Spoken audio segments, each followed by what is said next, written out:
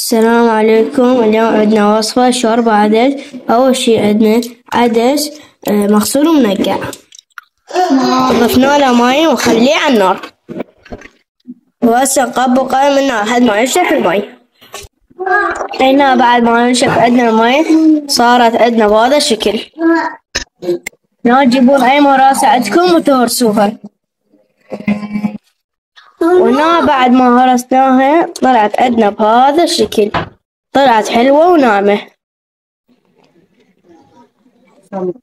وهسه نخلي ماي، هسه تخلون شوية ملح، هسه نخلي شوية شعرية، تخلون طاوة بيها زيت تخلونها على النار وتضيفون بصل. بعد ما نحمس عندنا البصل نخليه بالشوربة. وهنا كلت عندنا أطيب شوربة، وبالعافية علينا وعليكم. لا تنسونا باللايك والاشتراك، وعمودنا السمور وياكم بالفيديوهات. آخر شي قطعنا لأن صار عندنا ظروف. باي باي.